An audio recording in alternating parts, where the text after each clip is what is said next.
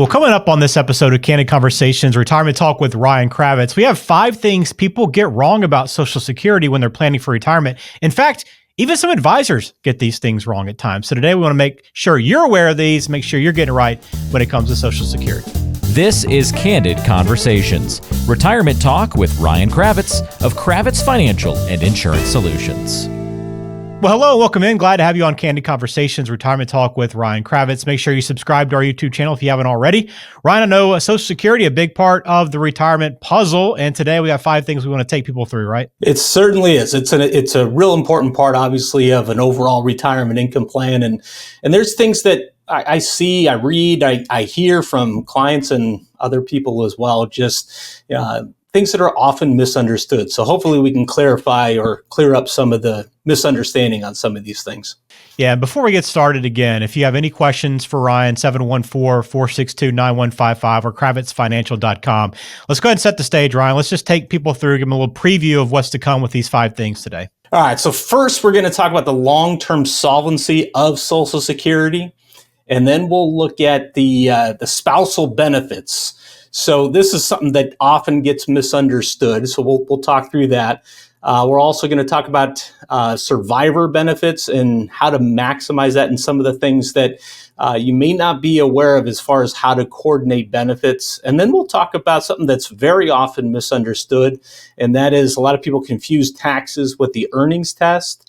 And then we'll round it out here with the assumption that a lot of people have that they're going to have to pay taxes on 85% of their Social Security benefits. For some, it's true, but for many people, it's not. So we'll talk through that. I will make sure you're clear on all 5 of these things. I want to start off with this first one, Ryan, because I know there's a lot of concern about the solvency of Social Security. And it's one of the biggest questions, I think, involving Social Security. It's a great campaigning issue as well for a lot of politicians. So what did the trustees report tell us most recently? Yeah, so the key thing here that we want to take a look at is I just want to share the summary of the most recent trustees report. So every year this gets released, and we're going to look at the summary. We're not going to go through and look at it's like 250 or 300 pages, the overall report, right?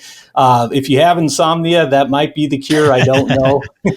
I mean, it's long, but want to walk through this because one of the things that I hear oftentimes is that the Social Security Trust Fund is being depleted, and as a result, if it runs out of money, will I not get any Social Security benefits, or I won't get any Social Security benefits, right? Isn't that how that works? So let's walk through this. So here's what it says. Based on our best estimates, this year's report show that the Old Age Survivors OASI Trust Fund will be able to pay 100% of total scheduled benefits until 2033, which is unchanged from last year's report. Now, key thing, that OASI, these are your retirement benefits, okay? Now, at that time, the fund reserves will become depleted and continuing program income will be sufficient to pay 79% of scheduled benefits. So here's the deal, right? They are saying, based on their projections, that in 2033 here, they will no longer be able to pay 100% of promised benefits. They'll have to reduce benefits by 21% down to 79 cents on the dollar. So there's no doubt the Social Security program is underfunded. There's going to be some tweaks that are going to need to be made in order to make the Social Security system viable long term and be able to pay out 100% of promised benefits if they decide to continue to do that all throughout. And so I believe that they are going to get together and our friends in Congress and make some decisions in order to shore up the system long term. Now, the real world here is that I highly doubt they're going to cut your benefits by 21% from one year to the next. Again, I believe they're going to institute some different changes along the way. We're not going to get into what those could be here today. But I believe they're going to make some changes to help shore up that system long term. Now, oftentimes I'm asked, how is it possible? The trust fund's depleted, but I can still get 79 cents on the dollar.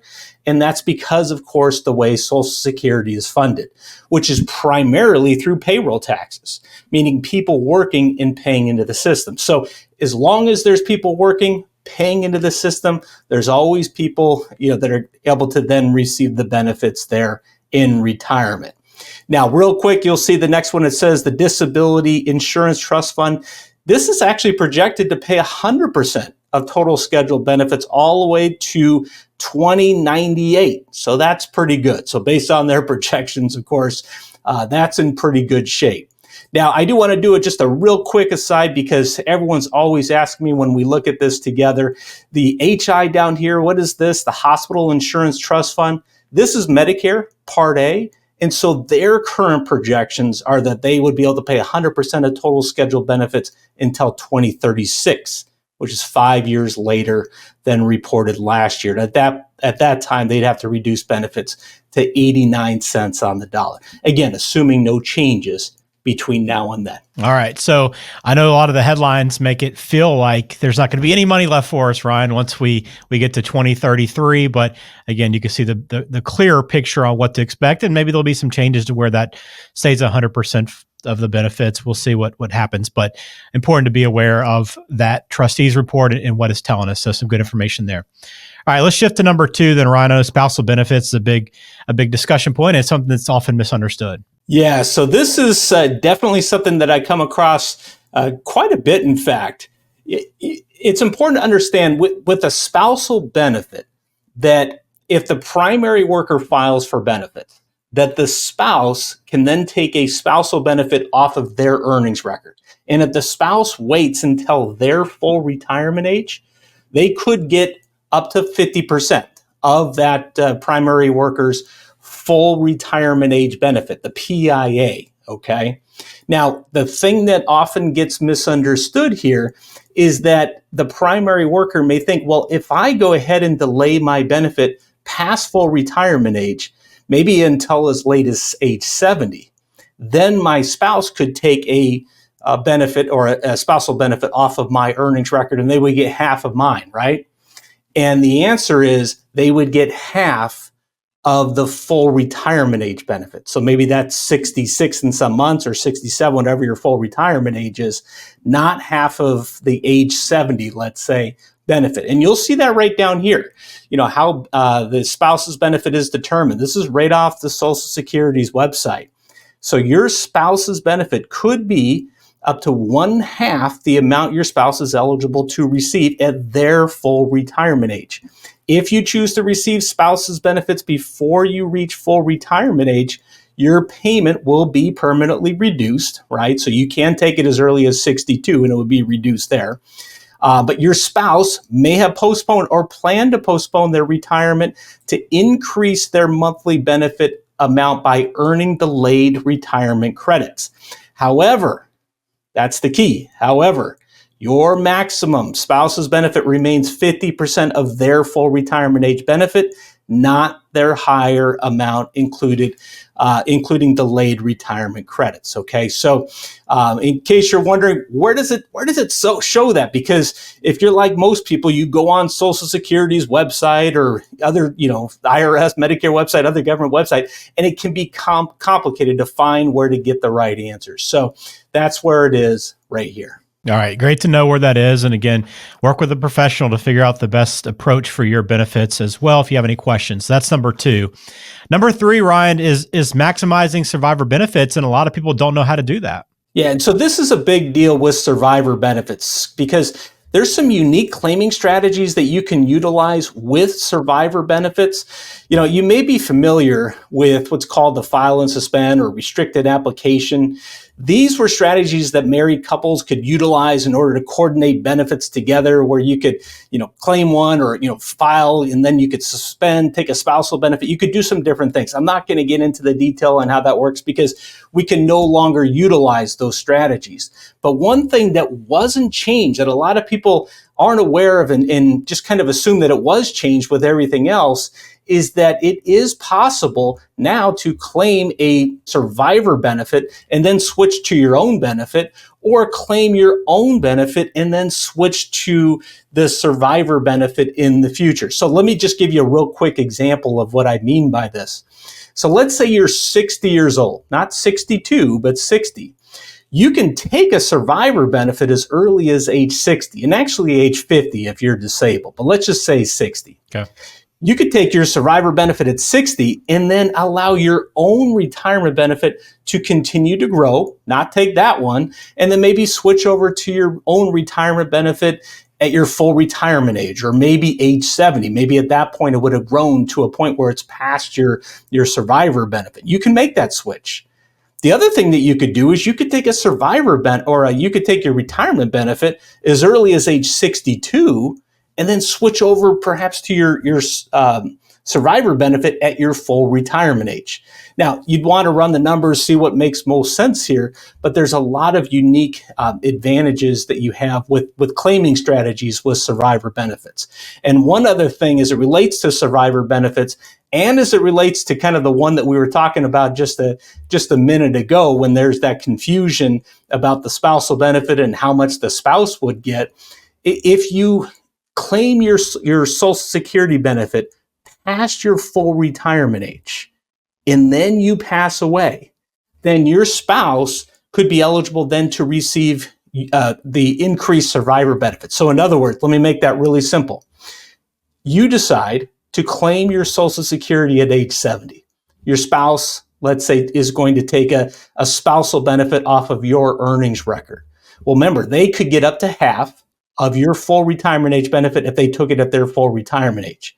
But if you were to pass away, they would, if your benefit is now higher, they'll keep the higher benefit of the two, they would get your benefit with those delayed retirement credits that you would have earned by waiting till age 70.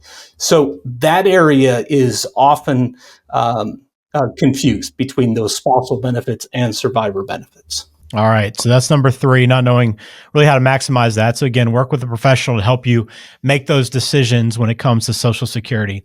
All right. The next one, number 4, Ryan, is confusing taxes with the earnings test. So explain this one to us. Yeah. So this is very often an area of confusion. This thing between understanding the earnings test versus taxes. So one of the things that will come up is, let's say you're 62 years old. And I've heard people say this, that, they turn 62, they're thinking about turning on their Social Security, but they understand they're still working and they think their benefits will get taxed. Now, they may get taxed, but the other part about this is it's the earnings test. So a lot of people start to think, well, over certain limits, aren't my benefits going to be taken away? So let me explain how all this works, because it's definitely an area of confusion here. So with the earnings test, the idea is simply this. If you haven't yet reached your full retirement age, then your benefits could get withheld depending upon what your income is. And they have a couple of different thresholds here. And what you'll see right down here below is that they will withhold $1 in benefits for every $2 of earnings in excess of the lower exempt amount. Okay. And then they'll withhold $1 in benefits for every $3 of earnings in excess of the higher exempt amount. So let's go down here to 2024. So right now, this year, that lower exempt amount is $22,320. Okay. So the way that works is, let's say that you're 62 and you make $32,320. They are then going to withhold $1 in benefits for every $2 that you make above that limit. Okay, so that's $5,000 in that case. Okay, so it's not a tax; they're just withholding that benefit, really, because they don't want you to be able to claim your Social Security prior to full retirement age and still continue to work and be able to take all the full amount of those benefits. But what they will do here, if your benefits get withheld, is once you reach your full retirement age, they'll run a new calculation for those benefits withheld, and then they'll adjust your payments going forward with a positive adjustment. Okay, so that's how that works if they were to take back your retirement benefit there. Now, in the year of your full retirement age, but before the actual month of your birthday, the limit is much higher. You can see there it's $59,520, and they only withhold $1 for every $3 above that limit. And again, at full retirement age, they'll then correct that adjustment there. All right, so that's the earnings test. Now let's talk about taxes. And I'm just going to kind of combine number 4 and 5 here. So the big thing to understand with taxes as it relates to Social Security is that if your only income is Social Security, you won't pay any taxes on your Social Security. Okay, but the big area of confusion, which is really gets into number 5, is that a lot of people just assume that they're going to have to pay taxes on more than 80 or on 85% of their Social Security benefits, which oftentimes isn't the case. Now, it could be the case if your income is high enough, but we're going to take a look at a couple of examples here of what this actually looks like. So first off, right on Social Security's website, or actually the IRS's website, you can see this. And it will show that up to 85% of a taxpayer's benefits may be taxable if they are filing single, for example, with income of more than $34,000, or married filing jointly with more than $44,000 of income. So again, I often hear this. This is a common mistake. Well, my income is above those limits, so I definitely will have to pay taxes on more than 85 or are on 85% of my Social Security benefits at the federal level. So again, it may or may not be the case. Let's look at a couple of examples here. So what I've got here, this is we're going to use a married couple filing jointly, both over 65, and we'll use the standard deductions that come with that. And let's just say for fun that each of them are going to receive $2,500 a month in Social Security. And so that's what, $30,000 a year. So that's $60,000. Okay. And as you'll notice here, their total taxable amount is still their total after-tax amount is still $60,000. They don't have any taxes whatsoever. And by the way, I'm just assuming California here. We could use any state here, but I'm just assuming California. So if their only income, like I said, is Social Security, they won't have to pay any taxes at all. Now, let's say that you have $1 million in an IRA. And let's say you're going to go with the 4% rule, which I've talked about in the past. I don't necessarily recommend that. But let's just say you were, and you were going to withdraw $40,000 for the first year to do that. So that would be right here in this unearned income column. That's our $40,000. And you'll see right here, number one, notice this first. Our total tax on all this is only about $4,200. Okay, that's it. So how is that happening, and what are some key things to know? Well, again, first, most people would assume their income now is $100,000, that they're paying taxes on 85% of their Social Security benefits. They're not, okay? Only in this case, $28,100 is subject to taxation. That's less than half in that case. Okay, so it's because of the unique way that Social Security, the way the provisional income formula works, which I've talked about and actually have dove deep into in another video. But notice one other thing here. Notice what happens is that number 28,100. Let's say they only had $30,000. That now dropped their total Social Security down to taxable Social Security down to less than $20,000. Mm-hmm. So it's about a third. Yeah, is subject to taxation. So I'll leave it at that. But this is just so important when you're thinking through and developing that income plan in retirement, is understanding how Social Security works and how it coordinates with your overall retirement income plan and taxes and all that. So. That's it. That's all I got, Ben. So again, if you have questions, want to sit down, want to see these numbers for yourself, this is what Ryan and his team does at Kravitz Financial with people all the time. So I encourage you to reach out, kravitzfinancial.com. That is the website. Or if you want to call, you can do that as well, 714-462-9155. He is located there in Orange, California, but working with people all over the country. So no matter where you're located, you want to talk Social Security, try to figure out the best plan for you is. please be sure to reach out. Also, don't forget, please subscribe to the channel as well. We'd appreciate the support here on Ryan's YouTube channel and, of course, with this show as well moving forward. Ryan, thanks for the breakdown. I know these are 5 important things to go through. I'm glad we did today. So thanks for the time. Definitely. Good to see you, Ben. Thanks for checking out today's episode. Please remember to like the video on YouTube and subscribe so you never miss an episode. If you're within 5 years of your desired retirement date, let's make sure you're on the right track with a free 20-minute consultation. Ryan can help answer your pressing questions, such as, when can I retire? What are my options for healthcare in retirement? Should I adjust my investment strategy as I get older? And when should I collect Social Security? This consultation is the perfect starting point to craft a sound retirement plan. Schedule your call now by clicking the link in the description or visiting kravitzfinancial.com.